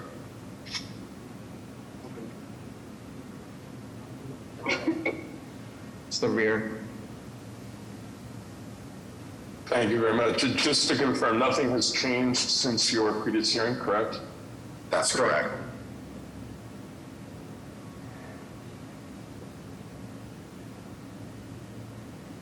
Okay. And I believe, if memory serves, there was an outstanding issue with related to a taking associated with this project. Can you provide an update on the process there and what's been achieved? So there was a requirement that we appear before the BPDA board for that taking. That happened back in February, and a co-petition was signed and submitted to Mr. Liming and PIC staff. So I believe we submitted everything that was required. That was signed and executed by the BPDA director.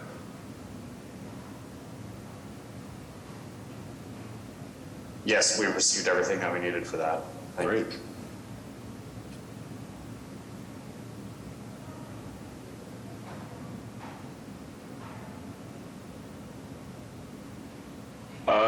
Commissioners, any questions, comments on this?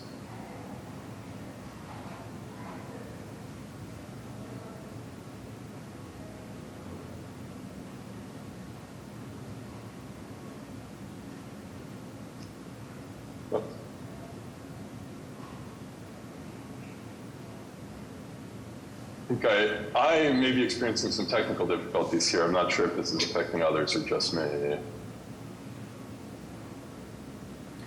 Yasha, can you hear me? I'm seeing it too.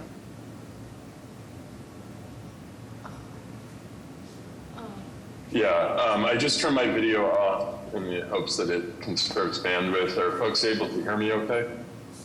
Yes. Yes, Mr. Chair, I can hear you. Yes. Okay, all right. Hearing no comments or questions from commissioners, PAC staff, or members of the public, any comments or questions? We are all set. I don't see anybody from the public wishing to speak.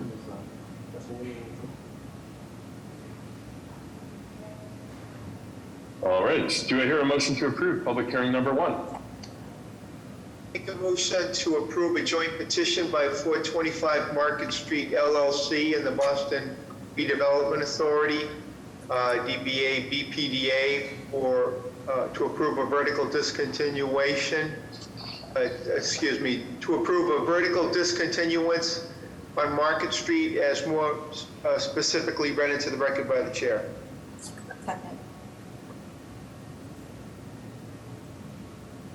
Second. All in favor? Aye. Aye. All in aye? Any opposed or abstain? All right, so moved. If folks would permit, I'm going to drop off this Zoom and reconnect because I'm still getting some technical glitches, and hopefully that will fix it. I will be back momentarily.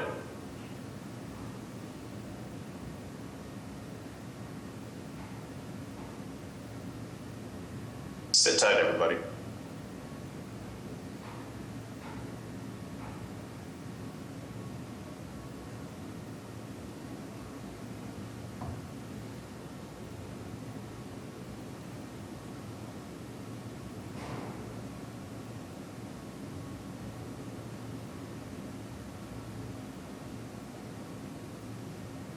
All right, I'm back. Hopefully this is a little better. There we go. We'll see. All right, technology. On to public hearing number 2. So I think, Todd, you got on the record the completion of public hearing number 1, correct? Yes, we're all set with number 1. You can move on to number 2. All right, excellent. Public hearing number 2 on a petition by the City of Boston Public Works Department for the making of specific repairs within the following public ways in West Roxbury, consisting of curb, roadway, and sidewalk reconstruction, as well as new and relocated specialty pavement, street lighting infrastructure, storm drain infrastructure, street trees, bike racks, driveway curb cuts, and a raised crosswalk.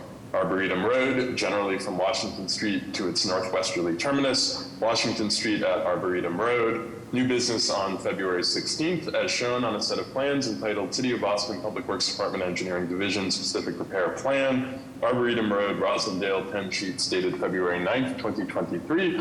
Would the proponents please introduce themselves, their affiliations, give us a quick reminder about the scope of what's being proposed and any updates or changes since the last hearing. Good morning, Chairman and members of the Commission. My name is Jeffrey Lexus with the City of Boston Public Works Engineering Division, petitioning for the Arboretum Road Improvements Project. In coordination with the Arboretum Greenlands Project, I'm proposing to make some much needed roadway and sidewalk improvements to provide an accessible connection from Washington Street. I'll also add that we are aware of the development at 18 and 22 Arboretum Road. As we are developing the final construction documents, we will coordinate with the BPDA as well as the project proponent to make, as well as the city agencies to make the necessary changes. With that, I'm joined here by Stephen Farr from Niche Engineering, and he will provide more details on the project and any changes that were made. Thank you, Jeff. Again, I'm Steve Farr with Niche Engineering, and if it's okay, I'll share my screen, Mr. Chair.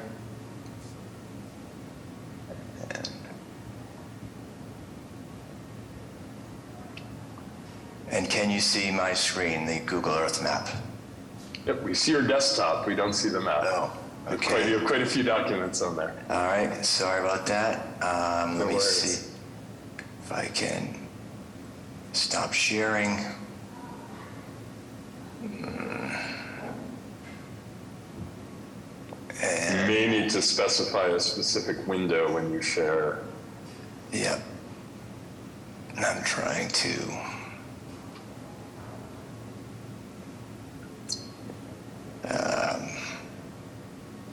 I apologize for the delay. I'm trying to expand the Zoom window here.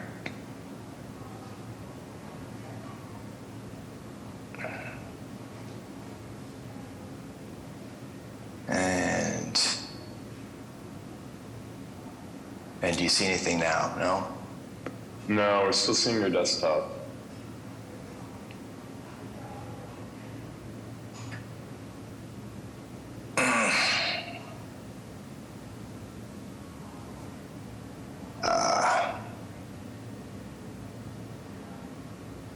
I can assist with sharing the plan if you want Yeah, to. that'd be great. Thanks, Todd.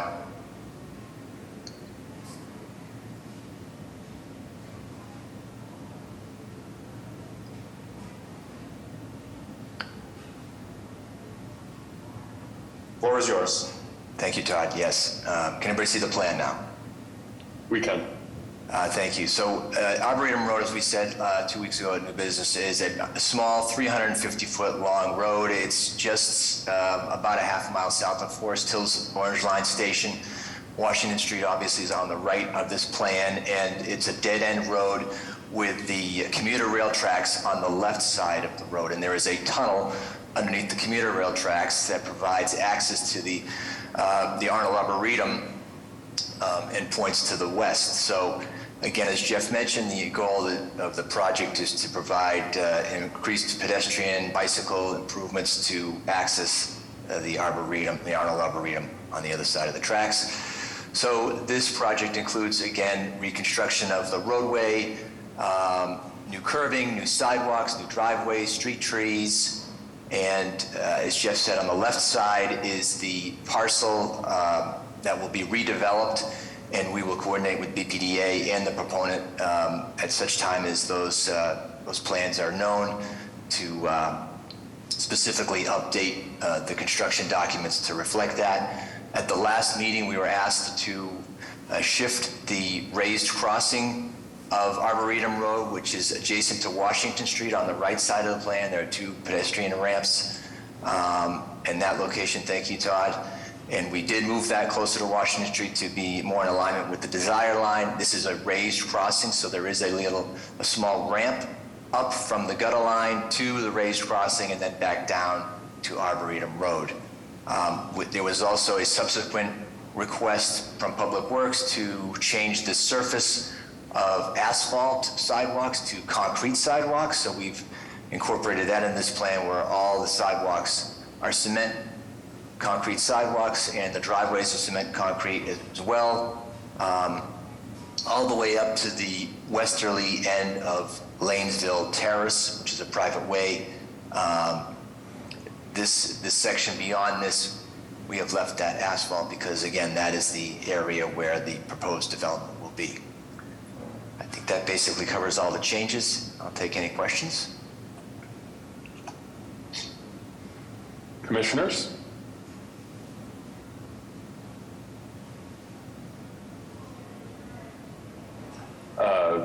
PIC staff, members of the public. If you do wish to comment as a member of the public, please use the raise hand function. Thank you, Dennis. But Todd, do you have anything you want to say first?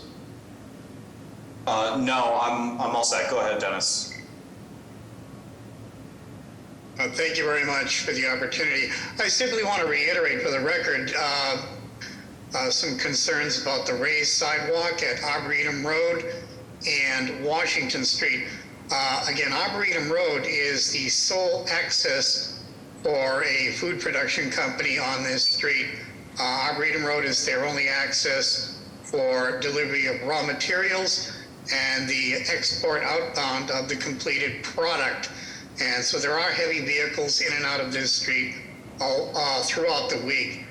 So there is some concern there about the raised sidewalk and how it will affect not only the delivery trucks leaving the property, but delivery trucks coming into Arboretum Road that may not be familiar with this. I think a good marked sidewalk is obviously of interest, but I think a raised one could be detrimental to the vehicles entering and leaving. Arboretum Road is the sole egress for this business. And I will also, again, reiterate, given the nature of this project, we're going to need signage here for heavy trucks entering so that this promotes public safety and, a reasonable understanding of all parties. And I think that's all I wanted to add to the record. Thank you. Thank you very much, Dennis.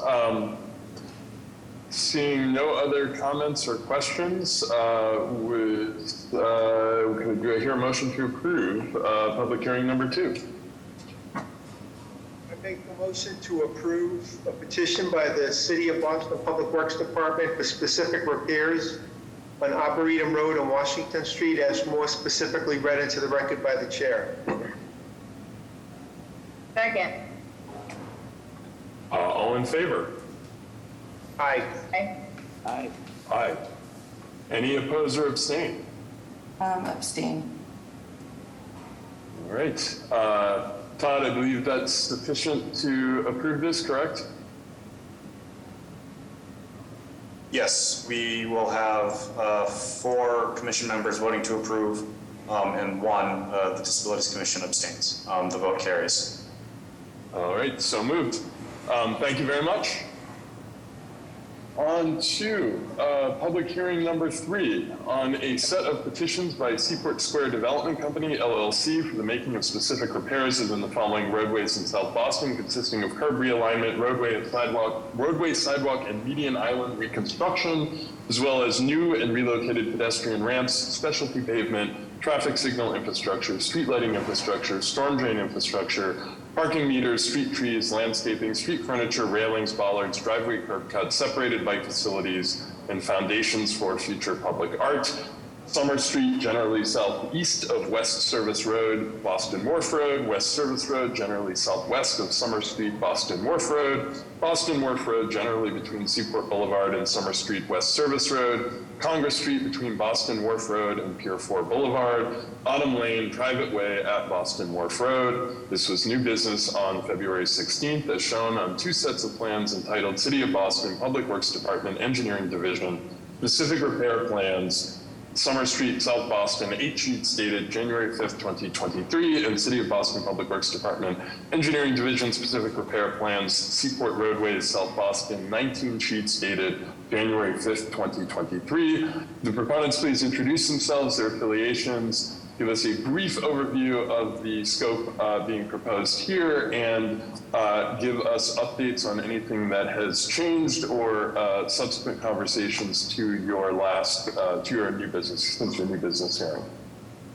Thank you, and good morning, Mr. Chairman and members of the Commission. My name is Jody Sanchez from Bolson and Storrs. I'm here on behalf of the petitioner, Seaport Square Development Company, LLC. I'm joined by Dan Sullivan and Amy Prange of the petitioner, as well as Chris Hodney and Fred Berry from Niche Engineering. We're before you today to respectfully request the specific repairs, including curb realignment, roadway reconstruction, and installation of pedestrian ramps, street lights, and traffic signal infrastructure within portions of Summer Street, West Service Road, Boston Wharf Road, Congress Street, and Autumn Lane. Since new business, 2 weeks ago, we've been working with PIC's council to integrate these locations into our master specific repairs LMI. We've also been in contact with Landmarks Commission staff to work through the limits of their jurisdiction. We believe that discussion would not affect the work presented today or PIC's review. And finally, there were also some questions that were raised at the new business meeting that Chris or Dan will recap shortly. I'll now turn it over to Dan to give you an overview of the project before turning it over to Niche to walk through the plans, and then we'd be happy to answer any questions. Thank you. Hi, y'all. My name is Dan Sullivan. I work with WS Development in Seaport. Thanks for your time this morning. WS has been building the Seaport neighborhood for a few years, and in connection with that work, we are taking on reconstruction of several public streets that just listed. The scope of work will be in the public right-of-way, but this project is being permitted, designed, and built by WS Development with possibly some state funds. Since the beginning of this project, we've engaged with the City of Boston and Mass DOT as partners in the design and development. We have a few photos here of work we did a few years ago in Seaport Boulevard. Chris, you can flip through the 3 photos. We just wanted to show the commission and the public, the type of work we've already done on nearby streets and, the scope that we're here to present before you today. We also want that to be beautiful, accessible, and welcoming, just like Seaport Boulevard is, what we're looking at now. There were 3 questions that I took away from our meeting 2 weeks ago. One was about coordination with MassDOT. We did receive sign-off from Mass DOT's chief engineer on our design justification workbook, and the next step is to submit the PS&E set to MassDOT for their review and approval. So that's ongoing, but we're on track with that coordination. Second question was about pedestrian ramps at Autumn Lane, and a site visit completed by Niche on February 27th, 2023 confirmed that the proposed to be retained ramps are compliant with latest standards. And the final question was about coordinating with BTD or the pilot bus program. And early on in the design, there was an extensive design coordination with Matt Moran, John Fonticelli with BTD. And since the beginning of new business, since the new business hearing 2 weeks ago, we re-engaged with them and confirmed they still support the design. So with that, I'll hand it over to Chris Niche to review the plans. Thank you. Thanks, Dan. Chris Hodney with Niche Engineering here, and I'll briefly run through the plans. It's worth noting that we haven't made any changes to these plans since the new business hearing, so I'll give an overview now just so we can discuss. So, like I did 2 weeks ago, I'm going to start on West Service Road, we'll move down to Boston Wharf, talk about Congress, and then we'll finish up on Summer Street. So the improvements on West Service Road include the west sidewalk, which will remain as is. There'll be a mill and overlay of the asphalt within the roadway. And the sidewalk on the east side will be extended to accommodate a 9-foot wide cement concrete sidewalk. This will also result in the relocation of some light poles and some new catch basins to accommodate the sidewalk changes, as well as the reconstruction of a 30-foot wide driveway. As we move down to Boston Wharf Road, it's really just a continuation of the work in West Service Road, so there will still be the mill and overlay. There'll be the closing of a driveway, sorry, we pointed to the wrong one. Closing of a driveway at this location, and then meeting and matching work on Congress Street up here, which is bubbled, which is going to be by others. We're showing that for reference. And we're also noting some changes here on Congress Street, which is just the widening of the existing median within Congress Street. And this is just continuing down Boston Wharf Road until we get to Seaport Boulevard. Again, just an extension of those improvements, which I've previously stated. Moving along Congress Street, there's the widening of the median to provide a pedestrian refuge in the middle of Congress Street. This will consist of some cement concrete ramps, detectable warning strips, bollards for pedestrian protection. Actually, the next slide shows it a little bit better. There'll also be some display platforms for potential future art and landscaping on the median the entire way. And then as we get to Summer Street, we're now on the Summer Street Bridge. And so the major goal here is to extend the existing separated bike lane, the bike path, which is on either side of the street, will be extended as a 6-foot wide hot mix asphalt cycle track along both sides of the street. So the continuation of that all the way down until we get to West Side Drive. And the curb will be extended out to accommodate that. And the median will be reconstructed to accommodate the new roadway widths as well. This median is going to be asphalt, and this is, to work with that potential future pilot bus program. And the sidewalk here is going to be approximately 9.5 feet wide. With that, open up for questions.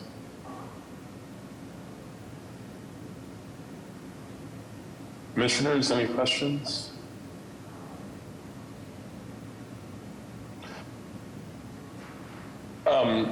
So I know that there is a bit of an outstanding unresolved issue with the Four Point Landmarks Commission around their jurisdiction over a portion of this area. I wanted to give an opportunity for, I believe we have Kat Eschel from the city's Environment Department, which oversees the Office of Historic Preservation. I wanted to offer her an opportunity to make comment because I think she needs to leave at noon. But Kat, are you on and able to speak on that matter?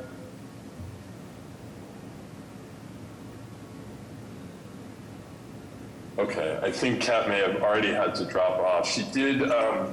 She did share with me. Oh, you are. Oh, okay, excellent. Hi, everyone.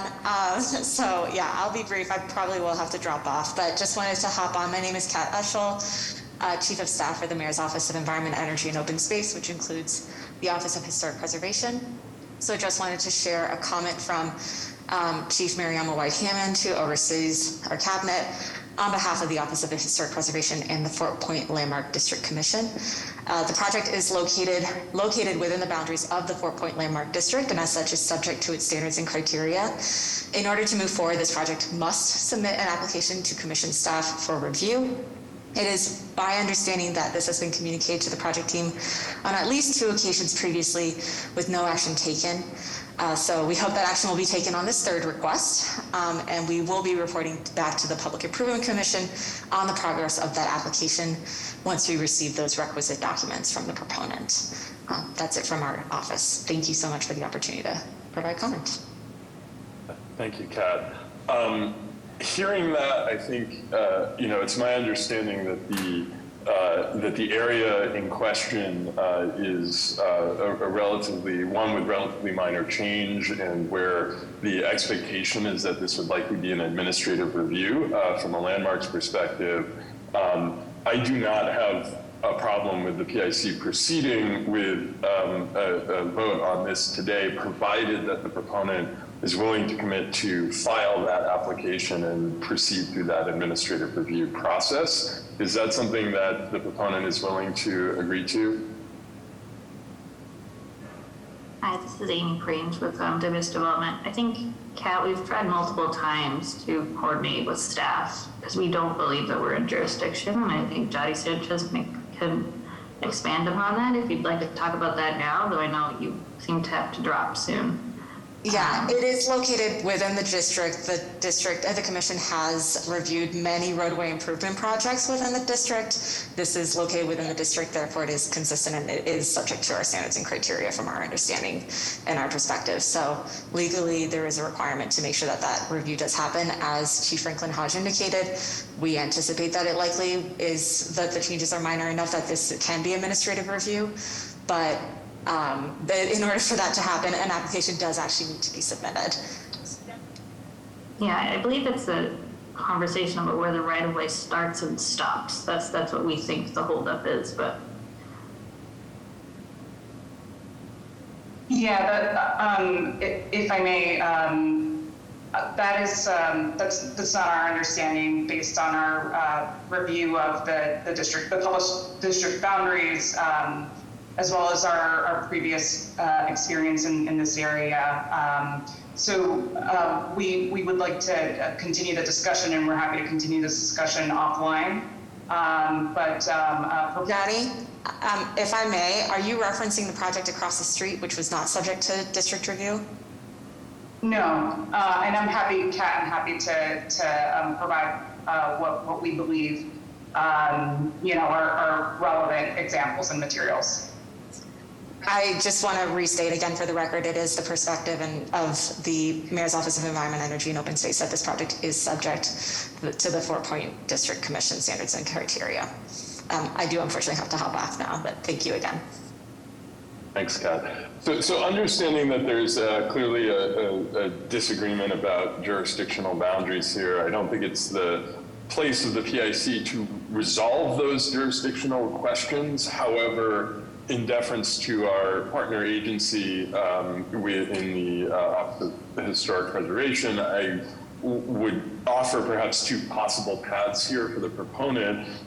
One is if there is a willingness to file that application process here and to then come back to the PIC in the event that that process results in substantial design changes. I think we'd be happy to give this matter a vote today. If it is the preference of the proponent to hold off on making that commitment while these outstanding jurisdictional issues are resolved, we would be happy to continue this matter to a future PIC hearing date. So I would leave that in the hands of the proponent as to how they would like to move this forward or not.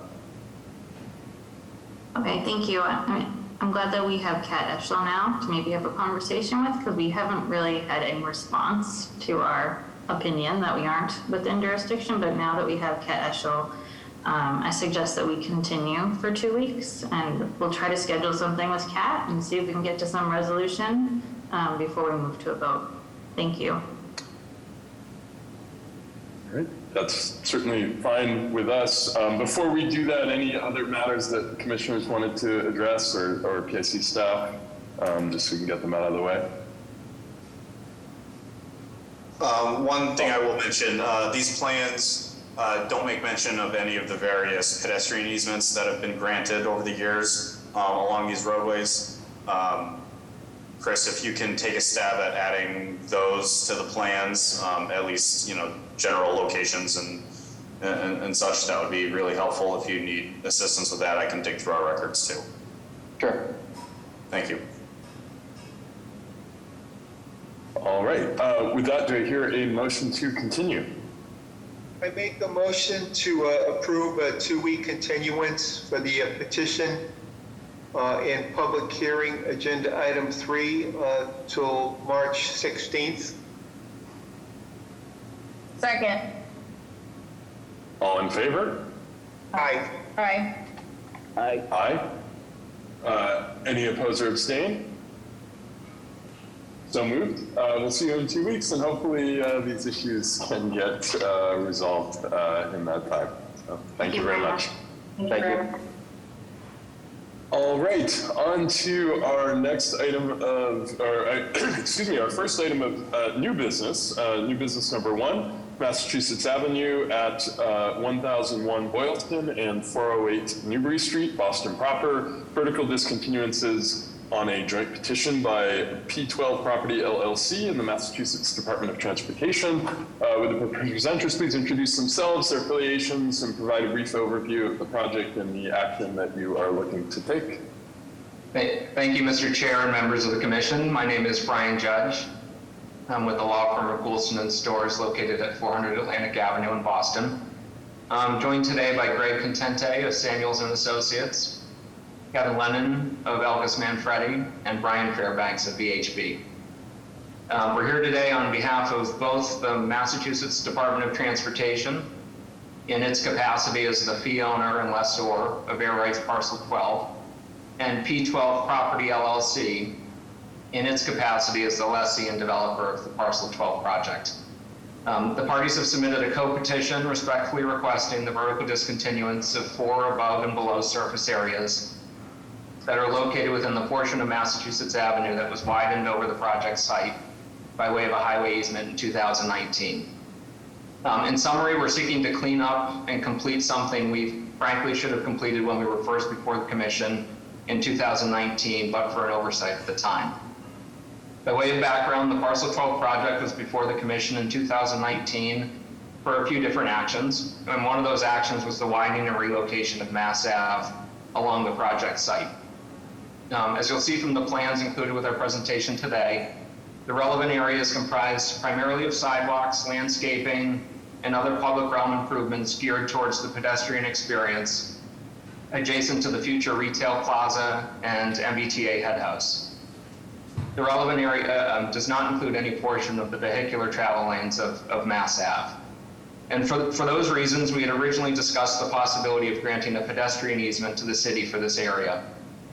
However, ultimately the city desired and MassDOT and the developer agreed for that area to be laid out as a highway easement instead, at least in part because there's a new cycle track the project team is also constructing within that area. We note that the building elements that are the subject of this request have not changed since then. The only meaningful change was going from a pedestrian easement, which we understand has vertical limits, to a highway easement, which we understand does not. And so when the easement was ultimately became a highway easement, these areas should have either been excluded or vertically discontinued simultaneously with the grant of the highway easement. It was an oversight not to have done that on our part. So we've worked with Todd and Chong to see if there was an administrative solution here, but understand the formal approval process is required. So we're of course happy to do that in the interest of making sure the record is accurately reflected. With that, I'll now turn it over to Kevin and Greg to go into more detail about the project and the specific building elements. Thank you.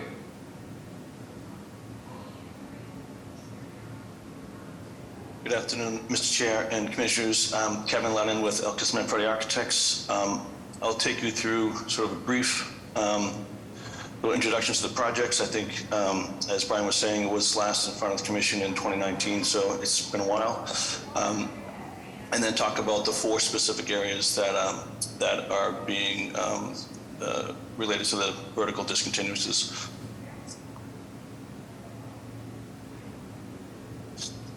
Here's illustrative site plan. This is the site plan that represents what was approved by the BPDA back in August of 2019. This consists of you can see the air rights parcel 12 site outlined in sort of red here. On the Boylston Street side, you have the office life science building. On the Newbury Street side, there's a hotel building, and then in between there's a ground floor plaza that's connected at the ground level by retail that forms the base of the 2 buildings. There's also a publicly accessible stair and elevator that gets folks up to this upper plaza as well. And so, as Brian was saying, along Mass Ave, we've created all sorts of new pedestrian realm. We've moved the highway ramp. We've created a better crossing at the Newbury Street intersection and improved all of the frontage along the Boylston Street side as well. And so this was sort of the subject of the area of the highway easement, was the sort of the portion between the red line and into the building, into the footprint of the site here, to the west. Almost what you can see here sort of in this sort of beige tone is sort of what's represented. There's a MBTA stair head house that's a new part of this project that was constructed. There's an elevator here, and below this area there's a little station, if you will, where the pedestrians can get down to what's a below-grade tunnel that was built back in the 60s that goes underneath the portion of Mass Ave that's actually on terra firma. So here's some construction photos of where we are today. Again, this was approved by the BPDA back in 2019. Construction commenced in July of 2020. And so here we are today. This is probably about a month ago, these photos, but we're getting there, almost complete. So this plan on the screen right now is the highway easement plan that was before the PIC back in 2019. And then this plan that you see on top is the plan indicating the 4 areas that are the subject of the vertical discontinuance. And I'll go through them by section number, which on the lower part of this image is from left to right. So section AA is the area that's below grade, and that's the part of the MBTA's spaces that are sort of the pedestrian areas below grade that connect to the tunnel that goes to the train station on the other side of Boylston Street. So that's what you see in this section. So it's the discontinuance for those below grade spaces. Section BB is for a portion of the hotel building above grade, which starts at level 4, and so it's well above grade. And it's this small triangular area that is overlapping the highway easement area. Section CC is a small area of a building canopy, and this is sort of the entry canopy for the hotel. It is sort of a covering that is extended over their revolving door. And again, it's sort of small triangular area that you see on the plan there. And then the fourth piece is along the base of the life science office building, and that's at the top of the podium. So it's at the third floor, and in this piece of the building is part of the overall pedestrian wind mitigation that was sort of designed into the project after wind tunnel tests and through the whole review process with the city. And so that piece as well is subject of this vertical discontinuance. I can tell you that both of the pieces of the building that are quote unquote canopies, so the wind canopy at the life science building and the canopy that's over the revolving door for the hotel, both are internally drained. They are, any of the piping that's on the exterior of the building that is heat traced and insulated. So that's really all we have. And so, any questions? Thank you very much, commissioners. DAC staff, members of the public. No, we're all set. This is a bit of a cleanup action. We appreciate the project team and their willingness to go through these motions with us. All right, will you be ready for your public hearing in 2 weeks on March 16th? Yes, Mr. Chair. Thank you. All right, thank you so much. We appreciate it, and we'll see you in 2 weeks. Thank you. All right, on to our final item for today. New business number 2, Dartmouth Street at 149 Newbury Street, Boston proper, granted location on a petition by Cambridge Network Solutions. Would the proponents please introduce themselves, their affiliations, and give us an overview of what you are proposing to do?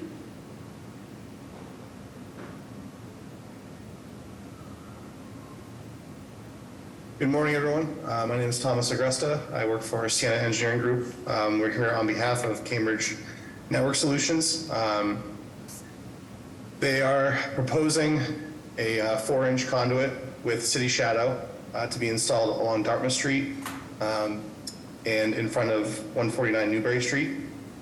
The purpose of this conduit installation is in order for them to serve customers in this area.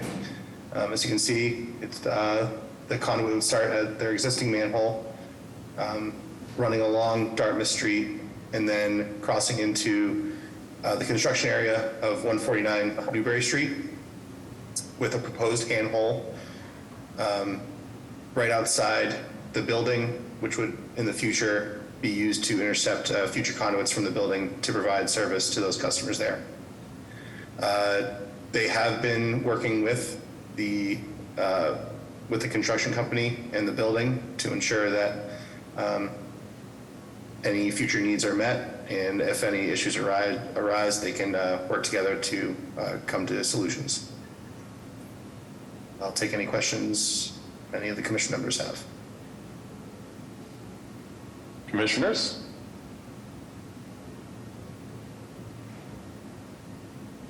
BAC staff, members of the public. Just ask you to confirm that all materials will be replaced in kind. Yes, all materials will be replaced in kind. Thank you. That's all. All right, hearing nothing else, will you be ready for your public hearing in 2 weeks? We shall. All right, we will see you on March 16th. Thank you so much. Thank you very much. Appreciate it. All right, with that, we've reached the end of our agenda. Do I hear a motion to adjourn? Make a motion to adjourn. Second. Second. All in favor? Aye. Aye. Aye. So moved. Thank you all very much. See you soon. Thank you. Thank you. Thank you.